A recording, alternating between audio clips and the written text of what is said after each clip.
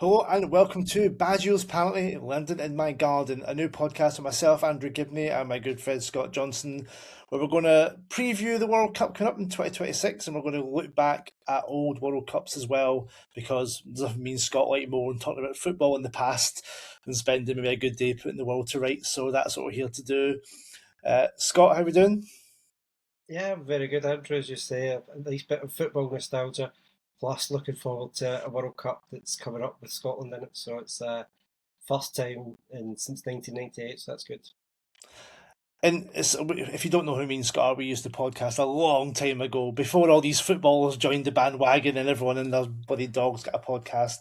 We started doing this around 2010. We started doing podcasting. Yeah, the Pioneers, Scott. OGs. Before our time, before we were the catalyst for all these.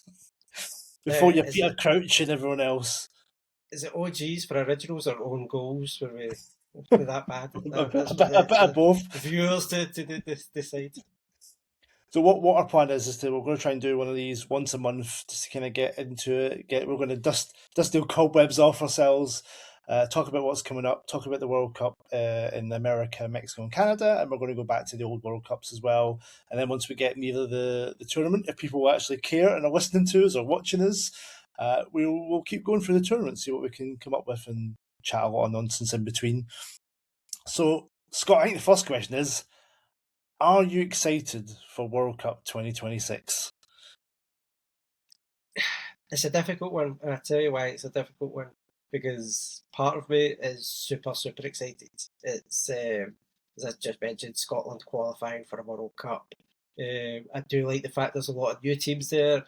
I know people say there's too many games and maybe some horrible games in amongst that. We don't know, but I'm kind of excited because it's a wee bit like going back to the nostalgia things. It's a wee bit like going back to the 90s where you didn't know much about certain teams.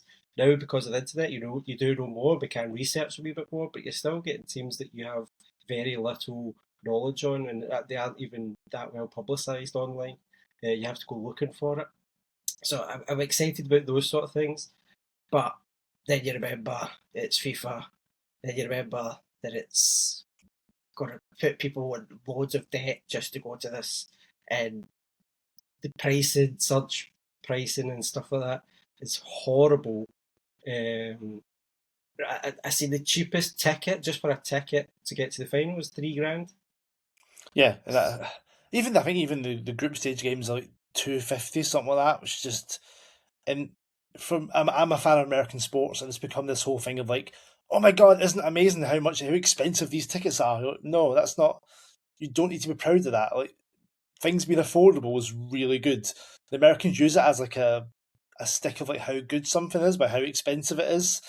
Like I know my mate Stefan, he's from LA and he went back and he was going to go watch LAFC after Son arrived there, and the prices like tripled. And you're like, it's and from both our experience during the years, like going to tournaments. Like I did 2 weeks in France for the Euros and seeing everyone there and all these people in different countries in the same pubs and everyone getting on is what it's all about. And I think they're taking that away from the normal people who just want to go and like follow their team around or just go to a few games. And America's not cheap as it is to get there and stay there, and you're adding all this on it. Like it should be 50 quid to get in. Like if you're from Uzbekistan or Curaçao or fucking I don't know the financial situations in these countries, but I suggest that maybe if you get to go to one, you're doing all right, and you'll probably not do anything again for the next 4 or 5 years as you're paying it off. That's not what this should be about.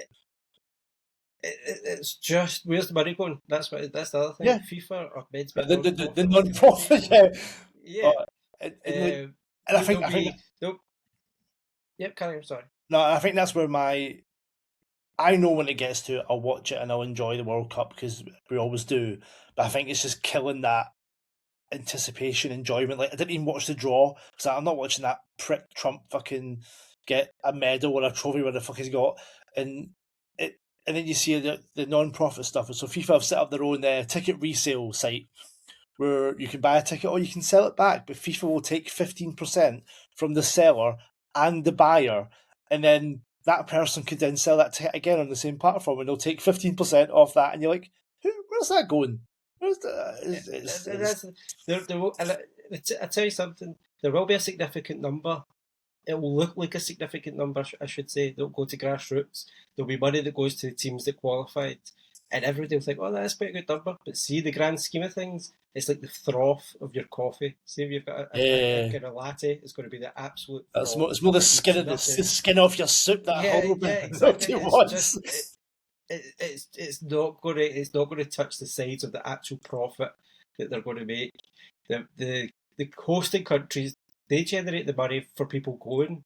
If you're then trying to not have people, I know they're not trying, but there's a chance where people, well, there should be a chance. Let's face it, there won't be. But like people should stand up and say, do you know what, this isn't happening, and that should kind of force the hand. It's not Yeah, going to. They've already come out and bragged that there's so much interest in it. 5 million Um, ticket registrations. You know, all right, okay, yeah, like and you know, and it probably, if you're going to do it in any World Cup, this one's probably the one that you're going to get away with the most because there's so many people from different countries that live in Mexico, United States, and Canada that you've got a kind of huge core there anyway. But it's just so depressing to see people having to absolutely save, scrimp, and even probably loan money just to go and see one game if yeah, they're lucky. yeah. And I think I saw something like Scotland were getting like 3,500 tickets to the FA for one of the games. You're like, there's 60,000 seats in the stadium. Where's the rest of it going? Like, it's sickening, and it's very American. Like I've seen it in the wrestling. You see it in the NFL. Like I think I was $200 to go watch the Titans. I mean, if I'd have waited a few weeks, we're the worst team in the NFL, so now they're like $20. Like this is what it is. If your team's doing well, it costs a lot. If your team's doing bad, the price goes down. So because it's a World Cup, the demand's there. They're just going to shoot up, and it's like, It, and I worry about the games like, say like we're going to talk about Curaçao in a bit. Curaçao, Ecuador, I'm sure in a massive stadium. Who's paying $300-400 to go watch that? No disrespect to those teams, like it's not. And I think this is one of my biggest problems is like I get why like they want to expand it to get more teams in. I don't like the fact there's three hosts, so they all go in automatically. So three other teams in CONCACAF get in. Like, are Panama good enough to get to a World Cup? I'm not sure they are, but they're in. Asia, I think, I've got 9 teams in. Like, it's just, I think that the level what you need to be at to get into World Cup. I think 32 was the perfect combination of letting teams in and having quite a four groups of 8, 2 go through, and now the jeopardy's kind of gone, 3 go through, and there's always going to be one weak team in your group. So you kind of where's that jeopardy in it? And I think that's what takes away the excitement from me. Listen, Scotland will show you the jeopardy. If there's anybody that can show us what the jeopardy is and that kind of thing, Scotland will show you.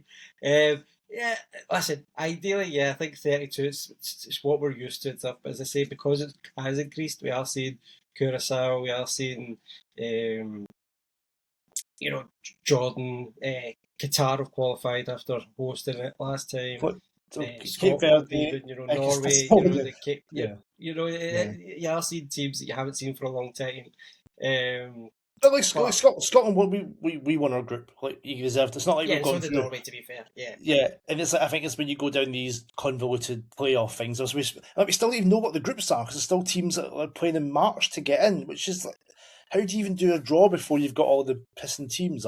It's I don't know. We'll go on to the draw, Scott. So we'll start with Scotland. I mean, I'll admit on this pod now, I'm not a big Scotland fan. I kind of got a bit disconnected when it went to Sky. I didn't have Sky for like 12 years, so I couldn't watch Scotland games. So like that connection isn't there. But Scott, you go to games regularly. You're a big Scotland fan. So one, it's like amazing. Not been in since France '98. Great, we've got 2 of the teams we had in France '98. God damn it, and the bloody good teams as well. What's your thoughts on Scotland's draw? yeah. You kind of summed it up with the two teams that we got. But I'm not saying this to kind of lower expectations or anything else. But really, our cup final was Denmark. Oh yeah, So those the way it worked out, we were messaging each other, and I was saying, "No, that's it. We've done it again. fucked it up. And then, that's like, A ridiculous keep game. an eye on this player, keep that player, they might actually do something. But when Denmark scored that second goal, I thought we were out. I was like, we've done it again. We're going to have to do a playoff. Then he fancy our chances in the playoffs because we kind of, again, find ways of not doing Glorious it. failure, yep. And then just two fantastic goals, just killed the game off. Brazil and Morocco.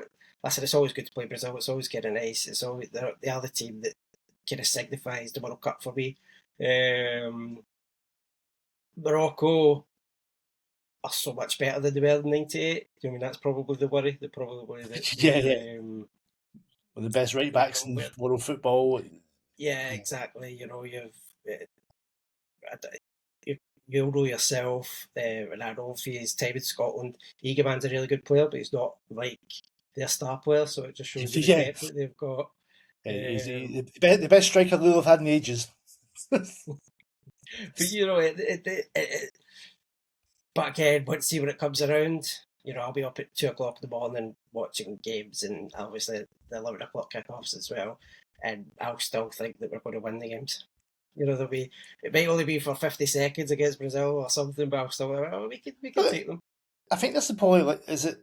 It's going to go back to hot mate. Is it probably the most beatable Brazil team for a while because they don't play great anymore. They're not the Brazil of. We're going to touch on it. We're going to touch on it later. The '94 World Cup. Yeah, but they were. Said the same thing about that team. I genuinely thought the same thing as well. But I mean, 1990 was my first Brazil team, and I couldn't. It was like Muller was the guy that scored against Scotland. They weren't a team of names back then. But maybe that goes back to not knowing the same level of like football's changed since then as well. The one player that sticks out in my head from the 1990 team, that was my first World Cup as well, was Careca. Yeah. But the fact that that's the only one that kind of remains in my head. There's probably others. If I looked at the squad, I'd probably, I do know him. But the one that I don't definitely play, definitely it was that play for a while with Maradona and stuff. He was a really good striker. They went to Japan after. But yeah, that was pretty much it. And then '94, you'd heard of a couple of them and stuff, but it was '94 that made a lot of them as well. Yeah, I don't think I'd heard of them before, but definitely by the end of that, they were all the name, and we'll get to But this Brazil team, although they're all the names, I think Vinny Jr. on his day, one of the best in the world, but he can be absolutely invisible as well. If Richarlison's your main Brazilian striker, that's a spit on the Brazilian name of strikers. He is not in the league of them. I like Richarlison, but yeah, when you compare to previous names of the number 9 shot, he's not been making a top 10 mate of Brazilian strikers. Not a chance.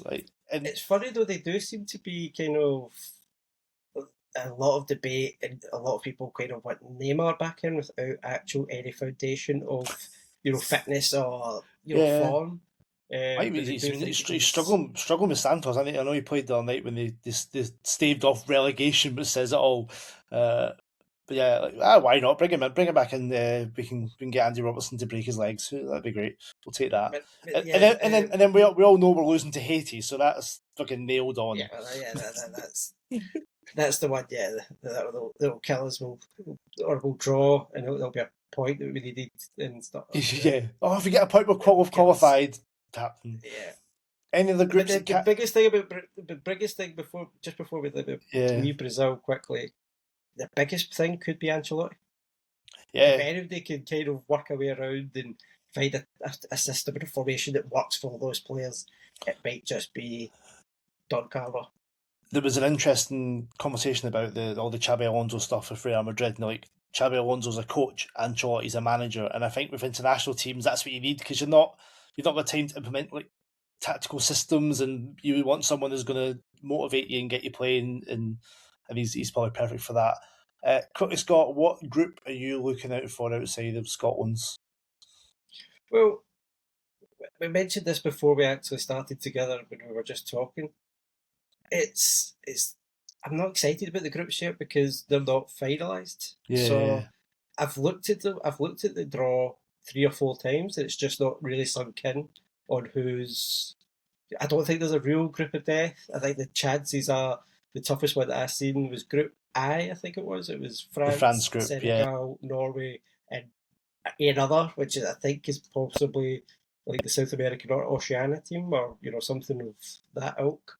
It would be a European team because of obviously I France and think Norway. that's is that I think it's Iraq versus the winner of Bolivia versus Suriname, which in that sentence sums up everything So about this fucking World Cup, isn't yeah, it? yeah, yeah. It's But fine. then we might I'm in just a get a shock. Maybe I don't know. I'm in a chat with my friend Tom Coast, who's French, born in France, and Mats, who's Norwegian. And when that draw came out, like France, Norway, like oh for fuck's sake, of all like the teams to get together because they have two really strong teams. Senegal as well, like can beat any of them on their day. And the sad thing is that all three of them will probably go through, and that's my issue with this like yeah. convoluted group But then system. it's all kind of there will be you will with top groups and stuff like that. I think that's going to Yeah, be the the interesting part pathway of and who. it. You'll obviously have the Mbappe versus Haaland kind of focus. Norway absolutely thumped Italy twice. Do you know what I mean? They They really look pulled the really lads good. down twice.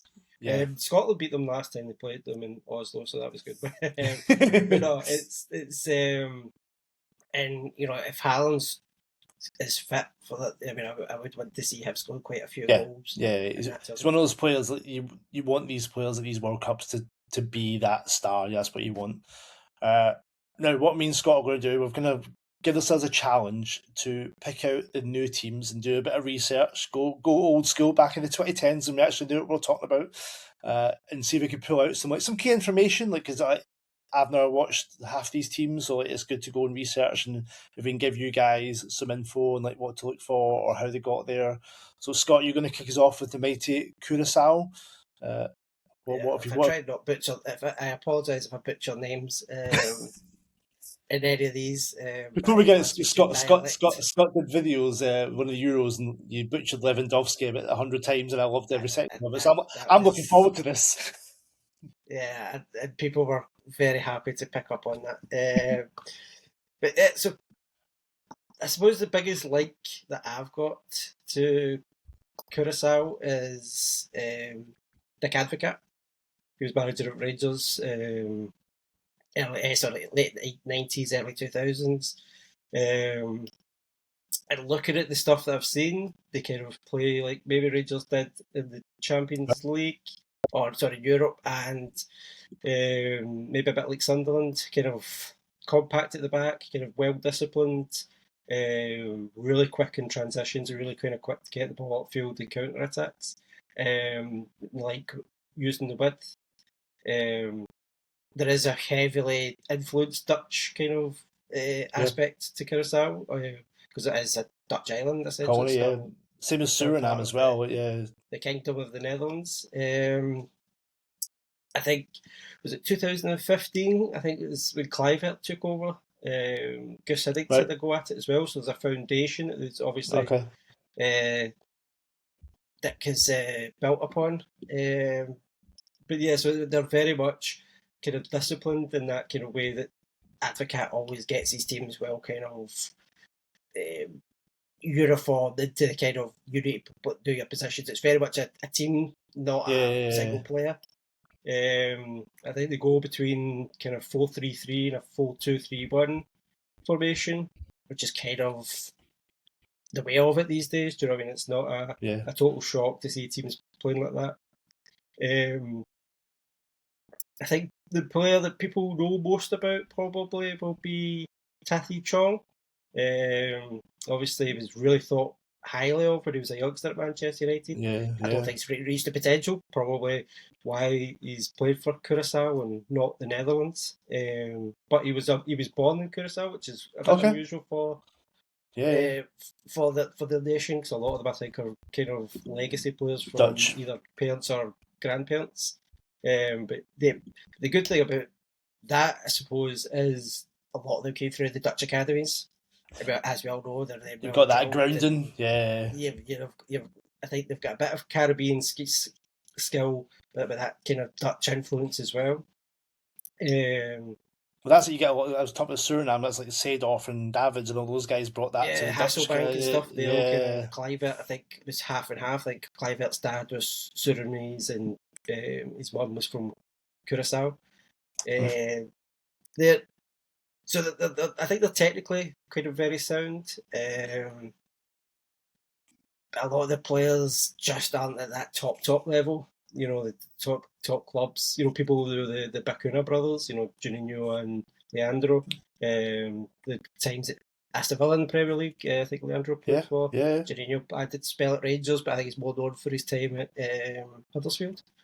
okay. Um, so, and the interesting thing is their goalkeeper, well, Eloy Room, I think is how you pronounce. Well, Room bit is I'm going with. It's how you pronounce his name. He's 36. He's one of the most capped players. I think it's him and somebody else. They've got the joint about. I think it's Leandro Bacuna. They're both the most capped players. Didn't have a club until 2 days ago, so he signed for Miami FC. Not in the MLS, not into But the Miami, but USL, Miami right? FC. Okay. Yeah, so but that's It's kind sometimes of what you're dealing with. Do you know what I mean? We've not got a huge depth of player for Scotland, but we still think, well, at least they're a number two and they're getting their training and all the rest of it. Whereas he's unattached and qualifying for World God. Cups. And then I was looking at the kind of because the way I am, I kind of looked at the forwards, and the two that kind of I think would be vying for that kind of number 9 role or the centre forward position are Rangelo Janga. He's got 43 caps, 21 goals, which is a great return for any international player. Yeah. He's 33, plays for FC Eindhoven. And then the other one is kind of opposite end of the spectrum. Jordi Paulina, who plays for Dortmund's kind of reserve team, like Right. Dortmund 2. Yeah. He's been linked with a couple of teams in Belgium and the Netherlands because I think he's wanting to probably play first team football before going to the World Cup. I mean, they'll Um, play. I think they play in the fourth division, Dortmund too. Like it's still competitive. It's yeah, still a I league. think I think. having looked at both players, not extensively, I will add, but I think the Zhanga's got a bit more about him. He's got a bit more presence. So I think what Advocat will probably do is play him for like an hour, 70 minutes, and Bring then the bring on older the guy on, youngster. But the right? younger boys, the younger boy, I can't see what his greatest attribute is. He seems to be a very much a penalty box striker. So I don't know if they'll need the more of the presence of the older head to kind of just work hard, do the first kind of hour, and then bring on the boy to try and get up the scraps. Because every goal I've seen about 7 or 8 goals from Paulina, and it seems to be tap-ins, it seems to be coming across the goalkeeper and things like that. So Yeah. I don't think that's going to be something that you're going to start Mm, with. okay. And I think Advocate always did prefer a bit more experience anyway, so Yeah. I'd imagine he'll start. And I Um, guess in the heat of America, like if it's warm, a warm day, half an hour to go, bringing on a young lad to terrorise the defence is not the worst option, is it? yeah, Like, it's, and they'll be used to it a bit more anyway because of their qualifying campaigns and stuff. Um, they have got a tough group. Like, I mean, Germany, Ecuador, and Ivory Coast. Ivory Coast. So they are teams that know the World Cup, that have played in that stage before. Obviously, Germany are going to probably will be the favourites to go through. Mm, Um, but you know, as you say, there's that maybe that extra chance for an extra place. You know, you just have to be very well disciplined, pick your times to yeah. go attack, and take your chances. No, well, good luck to them. See if you can get that front spot, it'd be amazing. I think the team that I was looking at this week, Jordan, I think they're in a similar situation of Argentina, Algeria, Austria, like three kind of really experienced and really good players, and they're going to struggle. But I was quite surprised watching them. They're quite an exciting team. I like looking at like how did they qualify? The Asian qualifiers are mental. Like you got round one, you've got like Afghanistan, Mongolia, Sri Lanka, all those lot fight each other out, and then it goes to is it 8 groups of 4, and then you go into you qualify from that, and you go to 3 groups of 6, and then you play each other twice. So they managed to. So they had South Korea, Iraq, and Oman, Palestine, Kuwait. So there's 3 like decent teams and 3 kind of bad teams. And they came second, 4 wins, 4 draws, 2 defeats. They finished a point ahead of Iraq, even though they lost against Iraq in the last game. So they'd already win against Oman, got them in. So they play as a 3-4-3, versus very very in vogue these days of the three centre Yeah. backs. But it's the two white guys. So the white player I already knew is Musa Altamari. He was at Montpellier. He's currently at Rennes. And I was very surprised because I was looking at it, I was like, he only scored, well, I wrote down what he scored. Uh, where's it gone?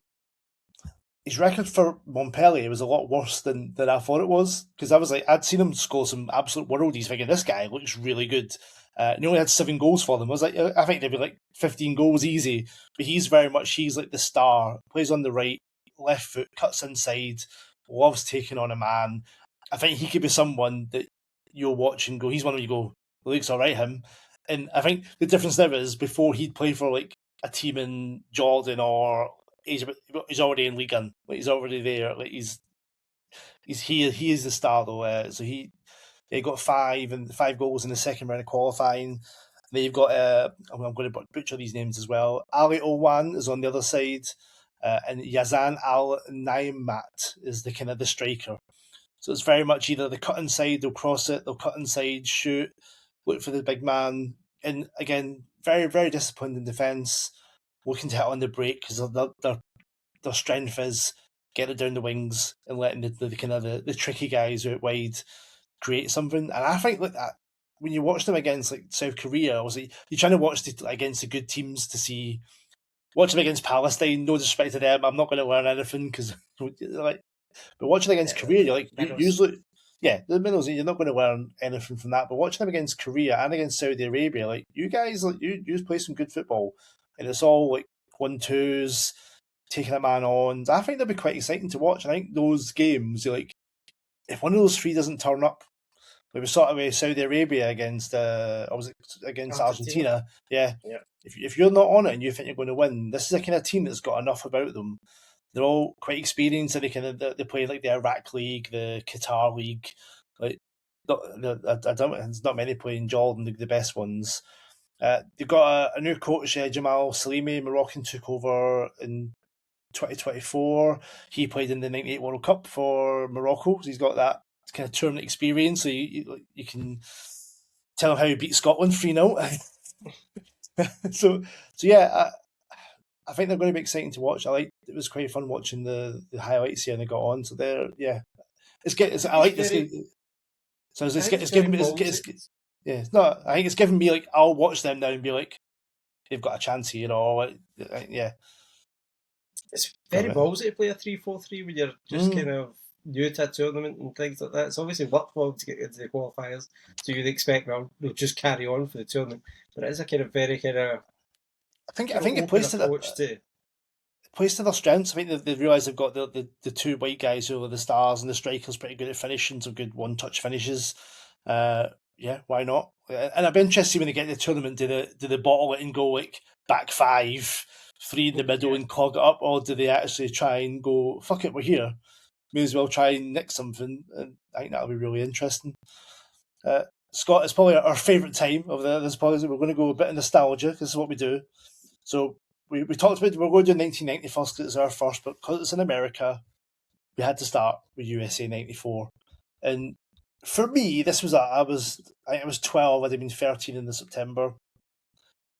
90 was like I remember 90, but 12 was like I'm peak loving football, into football. I was drawing strips. I was drawing like getting right into it, staying up for. I think the games are a little bit earlier. I think they were like 9.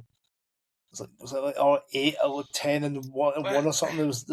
There may have been later ones, but I was only 10, so I only saw the kind of ones that were at 9. The first two, yeah. Maybe the 10 o'clock one or something as well on a Saturday.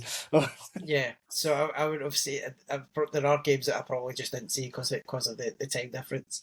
But I definitely remember the kind of 9 o'clock ones.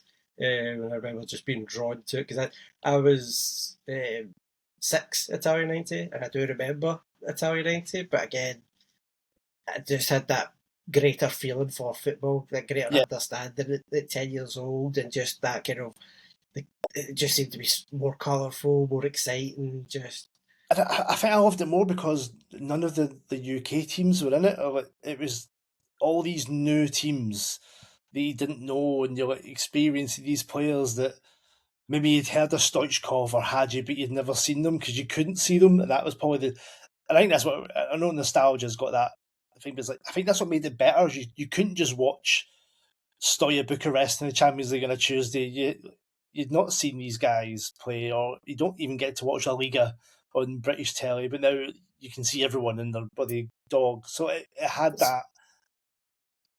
So for me, I did see a few of them because obviously I was a Rangers fan. So growing up, they were in the first Champions League, and I was getting into that was when I was really getting into football just before that World Cup. So for instance, I remember Romario quite vividly.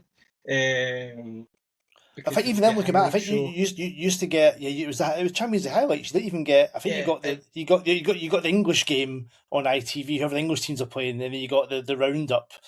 And that was it. That first year, Rangers put out Leeds, so that was the English team. So we saw all the Rangers games. But there was also Eurogoals. Do you remember that Eurosport? Yeah. So I Tim Cable, legend. Tim Cable, yeah. And there was the other way I would learn about these players was World Soccer Magazine. Yep. We'd look at who was continued to score goals and things like that. But that was then it. So a very kind of few. So I knew about Stoichkov, for instance. I knew about Romario, but these are the players that I'd kind of seen and heard before. But there's so many after that. Like Alex Lenko I'd never heard of. He scored 5 goals against Cameroon. Signed for Rangers. That's all he did. Yeah, he signed for Rangers. Did nothing. Florin Radicau, who played for Romania. Do you know what I mean? These players just had no idea they existed. Did he go to West Ham? West Ham, yeah. They did after that, yeah. I think it was a few years after that. There's a few players that was brilliant at Stoya Bucharest. A few guys like you'd seen from '90, but you're like, oh, I want to see them again. Like I was like Maradona. Like you'd get to see Maradona at the. And there's a few because of Italian football would get in Channel 4 as well. Yeah, if you don't know Scott's a big Serie A fan still is. When they got the Scottish Maradona lining it up. But these guys like seeing Roger Miller again, you're like, he's still here. Like, he's still to find out for because I bet you never heard of Roger Miller for the 4 years between 1994. And you're like, he's still going, like, amazing. And obviously he scored against Russia to become like the oldest ever goal scorer. Like, great story. He retired before 90. Do you know what I mean? They brought him back. He was. I think he was playing in some weird league, and they went, "Listen, we need you back," and all the rest of it. So he'd already retired before 90. So what he was still doing at 94. Have you seen this? Have you seen the stuff about the Cameroon team now? They've got like 2 head coaches picking 2 different squads, and no one knows who's actually going to be. I mean, that to me is what the World Cup's all about. But the biggest conspiracy is because Eto'o's president, who sacked the manager because who's the strike? Akabar? No, how do you say his name? Abubakar is 12 goals away from Eto'o's record. Amazing. I love it. That's what AFCON's all about, is that those ridiculous stories. But yeah, as I'd kind of made down, like, this World Cup for me is known for, sadly, Escobar, Colombian defender, getting shot and killed after scoring their own goal. The Maradona saga, which is amazing. If you're going to get to the same thing, give somebody a piss test. It's going to be the guy who runs to the camera with the wildest eyes you've ever seen in your life. It's almost as if he's possessed by the devil. You're going to go, yeah, I think that guy maybe we'll check him out. Maybe he's on something. Ray Houghton's goal against Italy in New York for Ireland, amazing. That was my favourite goal, I think. Really? Yeah, I remember it vividly. I was at a friend's house and we were watching it. My friend didn't really like football, but he knew that I did. We were watching it, and his family were watching it down the stairs, and his dad. A lot of people in Glasgow have Irish connections and stuff, and he just controlled the ball, put it over Pagliuca. It was just bedlam, and obviously it was in New Jersey as well, kind of New York as FIFA call it. Fake New York, yeah. You had the Irish and the Italians. Obviously, both have huge numbers. In that kind of New Jersey, New York region anyway. and it was just so unexpected. It was probably that kind of really unexpected result of that kind of tournament, because obviously Italy were fancied from the get go. Yeah, Roberto Baggio at that point was the best. the Um, superstar. Yeah. yeah, he was the best player at that time. But the interesting thing there was that he'd fallen out with Saki during that tournament, so he wasn't getting used a lot, and then they had to use him, and he got them really not by himself, obviously, but it was one of those ones Well, that he I kind of was dragged them to the World I Cup forgot. final. So the second game, when the Italian player got sent off, the keeper Pagliuca got sent off, and it was Baggio that Saki Yeah, took brought him off. off Yeah, because he said what he said. The quote was, "I needed 10 players who were fit or who could run or something like." good run. Yeah, run. I think was the But then it was Baggio in the knockout round who came on and scored the goal with like minutes to go against I think he scored the Nigeria. vast majority of the knockout goals. Yeah, I think two against Spain. I think. but the Nigeria one was the one where they were 1-0 down with like 3 or 4 minutes to Yeah, go, and he scores, and then he goes on the run and becomes their most important player. And also we'll get to the final, which gives us the name of the podcast. Yeah, but and there was so many because that group, and they all finished on 4 points. And I think Norway had scored one and conceded one, and they went out. Everyone else had four. You're like, that's this could happen in one of these mad groups. That would be great. I think I loved it was all these, like, we had opening game of Group A was Valderrama against Hadji at the Rose Bowl, stuff like that. Like as a kid, you're like, fucking the guy with the big hair, this guy's name, scored an absolute worldie from outside the box. did he mean Stoichkov. it? I don't know. I don't know. Still don't know. I think I seen it so. again today, and I went, I don't know. So I looked at it yesterday, and it does look as if he's looking for like if it was like He has a little look, doesn't he? He's a little look. but he also has a look out wide for the player that's coming out of the box. But I just can't think he would beat the hat straight a ball from Hadji. Do you know what I mean? It's like if it was for that striker, it was going nowhere near him. I think Is that like the Bergkamp goal against Newcastle was a shitty first touch? I think he meant it, but I'm sure other people will say it was a shitty first touch. I think like, Bulgaria, one of the teams of that tournament, Stoichkov, like again, like, they want the stars to turn up, and like stars for these countries where he has like an absolute hero. He's a Maradona in Naples. He's a Valderrama in Colombia. He is Bulgaria's probably still greatest ever player. He Yeah. scored some absolute worldies that tournament. Like He was a world class player by yeah, head and shoulders yeah, above the rest of the Bulgarians, but they had a really good team as well. They had character about them. yeah. Again, like very one of those like some of your parts kind of thing, but you've got that one superstar that can just hang out an absolute belter. Because And I think I can't remember his name, but there's three players that stand out for me in the Bulgarian team. Jordan It was Lichkov, the guy with the little tuft of hair, the baldy, scored the the diving baldy header guy. against Yeah, Germany. yeah. Yeah, So let's go. The werewolf guy. I hate yeah. Oh, because his name yeah. always just appears out my head. And obviously Ba- Stoichkov. yeah, I think it's Balakov as well, one of the little midfielders. He was, and I love, part of me misses that. It's like learning about a team through a tournament, and then like certain guys catch your eye, and you're like, oh, I'm going to watch him now. I know about him. I think we don't get that anymore. I think that's kind of gone from. You're like, oh, this guy from Uzbekistan. I know it's a shame. I kind of wish I could go in and not know half these teams, and Yeah, not. well, that's if the strip that I wear just now is obviously from '98. I do have a Brazilian '94 strip. I don't think would have fitted it. It's Nakata. I had no idea of Nakata until 1998, and then I followed his career throughout because of 1998. And that's what World Cup then. That's what it did. Yeah, and I kind of hope there's still some players that might. And I think it's like the one from the last, I think it was Euros, Tiani Reinders, was like, I knew the name, I knew he was at Milan, but you start going, he looks really good to him, and you start watching him more, and he kind of catches your eye. Players do step up, so I hope we still get that. Because I think one of our big loves of this is that Brazil team probably starts us on a road of like falling in love with Brazilian footballers. Like Romario was probably the first Brazilian striker that you kind of fall in love with.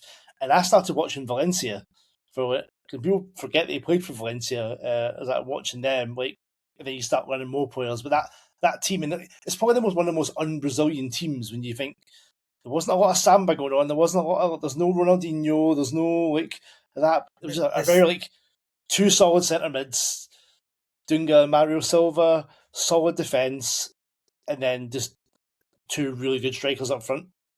Rai was he was Rye, playing Rye like as as a well, kind of yeah. number 10, I think, and then you had Bebeto and Romario. I think the samba came from the celebrations. You remember the kind of baby celebration they were doing Baby that. That celebration. was the kind of the biggest kind of samba moment, I think.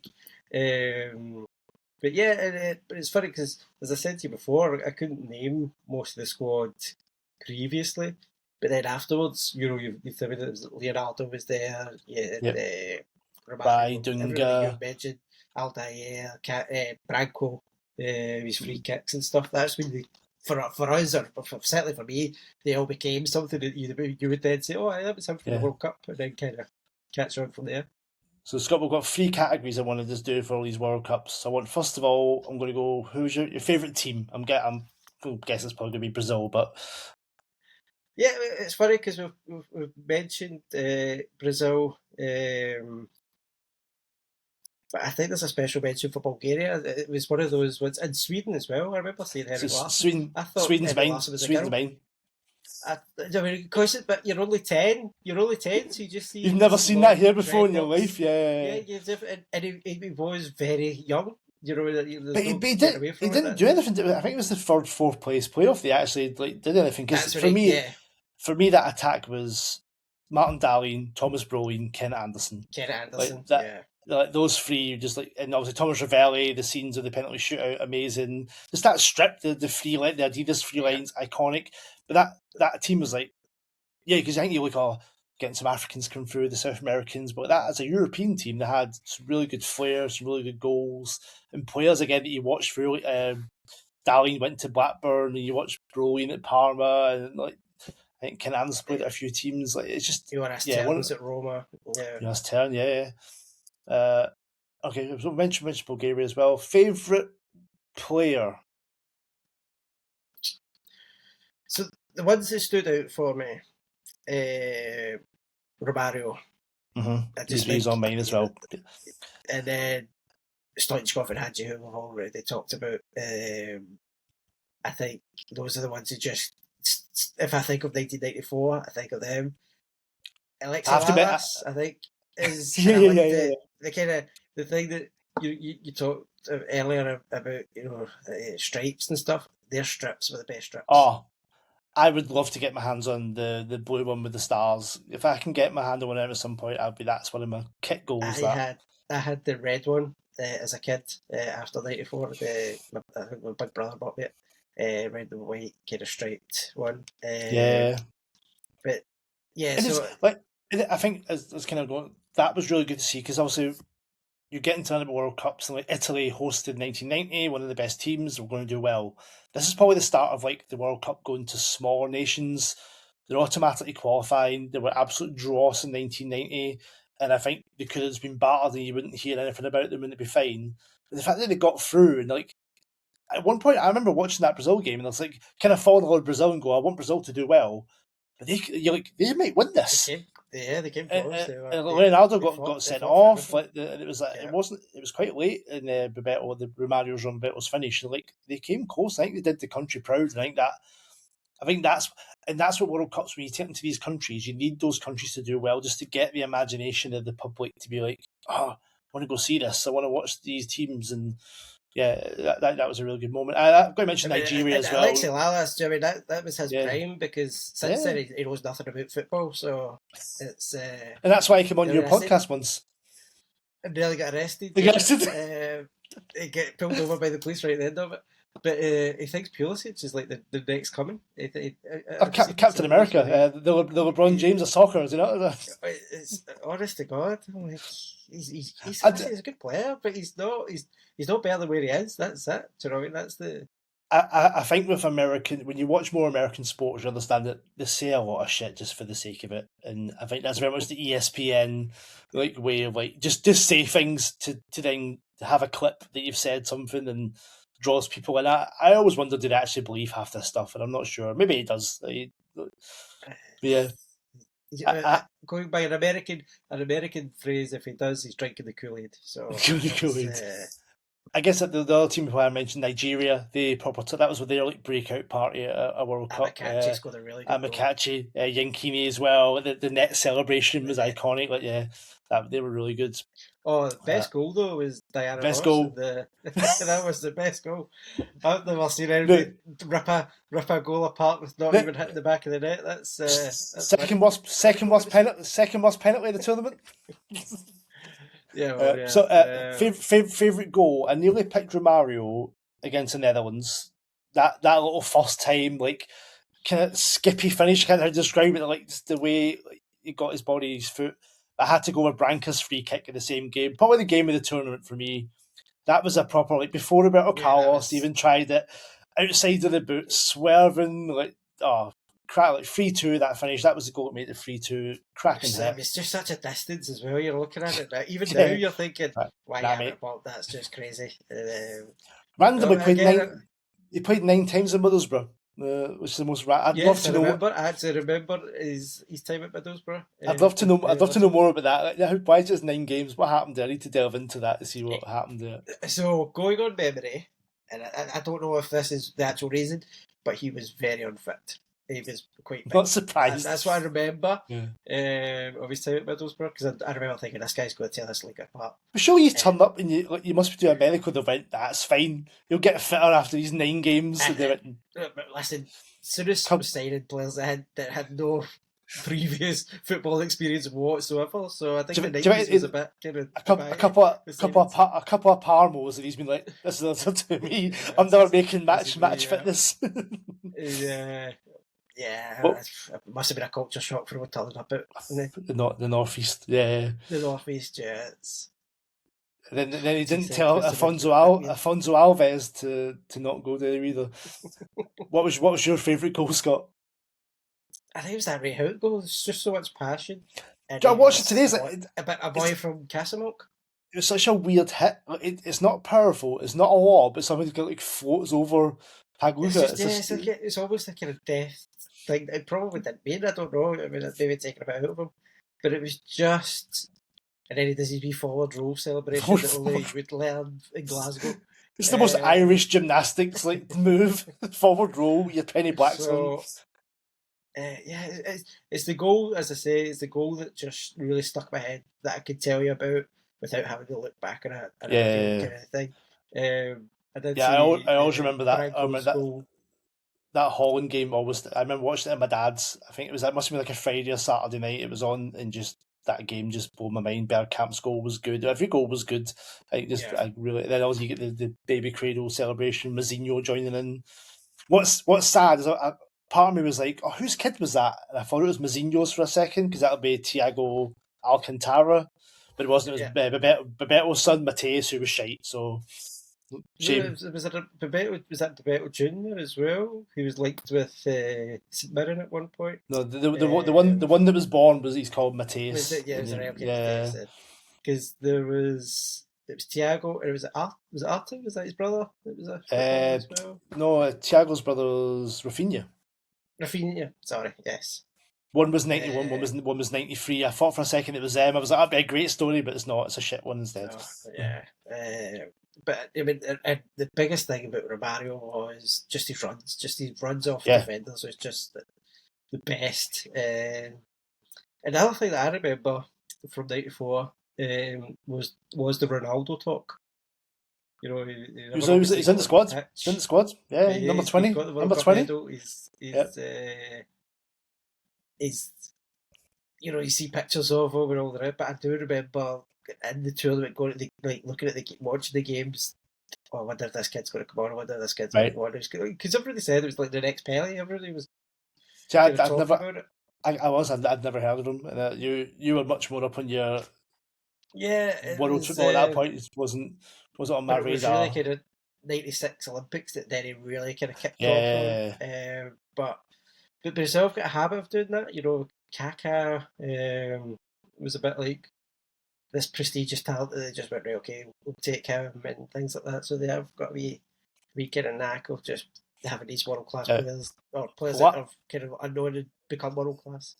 Last question on this show, Scott. Is that the worst World Cup final that you've ever watched? No, I think I felt 90 was worse. And I think I felt it was what only because I was probably younger because I was only 6. Mm. So I just remember the penalty going in and then me playing Wally outside. And nothing else Whereas, happened the whole game. and that was that was it. And whereas I do remember watching the full game of the final. But I think yeah, because I think 90 because it was like my first ever World Cup final. You don't know what it is. It's like, oh my god, this is happening. And then the hype in '94, you're like Brazil, Italy, Baggio, like Baggio, these, Romario, and you're oh my yeah. god, this could be amazing. And it was just dire, and even the penalties were shit. I hadn't realised until very recently Baresi injured himself like a really bad kind of injury in the first game and then Right? came back for the final as if he had this absolutely storming game in the final. So I hadn't actually realised that before. And, But and yeah, and obviously going on to watch Baggio's career, the guy's like one of the best penalty takers of all time, and fucking skies it. He's given us a great name for a podcast. Like, cheers, mate. But just one of those moments. I think he was forgo. I think he did forgo that acclaimed Daniel scored the penalty. Cheers, Do you Bobby, know mate. what? I think it was just all that. That is a lot of pressure. Mm. You're He was every the savior of you that team, must that think. tournament. Yeah, you know, I think he just won the Ballon d'Or, or he was just about to win the Ballon d'Or. I think it was '93 he got the Ballon d'Or, maybe. Right. So he was classed as the world's top star. Yeah. He got Juve a Scudetto, and I think I just think it was just all too much. It was just that kind of everything's on you. You have to score this. You know, nobody doubts you. You're the world's best player. But you followed it with your manager during the tournament. You don't have that confidence. That must be a bit of a Mm. kind of a hard thing to go with as well. It's just it's not easy, even as if it was it was unlucky. The keeper saved it or he's got it on Oh, target. He's just fucking fucked it up kinda. totally. Do you know what I mean? It's just and it's just that his night that night must have been horrendous. Just to have that weighed down on you, and then have to wait 4 years to get that redemption. Yeah. I think that's why the World Cup's still that like peak of you don't get many chances to go and win it. Like Champions League, yeah, like, it's harder to win, but you do get another chance next year. And like players are not, I'm 29 now, I'm going to be 33 the next one. Am I going to even make it? It's that, yeah, it's difficult. But yeah, that's what makes it special. And you can kind of engineer your way to a Champions League final or a Champions League if you move teams or whatever. Do you know what I mean? It's easier to maybe kind of Well, do that if you're sense rather than get Stoichkov, stuck you're like, with. one, I might never even get to play in this again if my rest of my team shite. I might not qualify. I might, yeah, it's, guys like Lewandowski will see me Poland. Like you might not make another one. Like it's tough in it. It's that yeah, you got to enjoy it when you're there. Right. Well, I think that'll do this for episode one. I hope you've enjoyed this. Let us know like what World Cups we should cover next. Let us know your favorite. Let us know your favorite game, team, player from '94. Give us your memories. And let us know what teams we need to look at next out of the newbies that are coming in. I know Scott's dying to watch some Panama. Oh yeah, of course. Yeah. So thanks for watching. Thanks for listening to this from me and Scott. This is Badgio's Penalty Landed in My Garden, and see you later.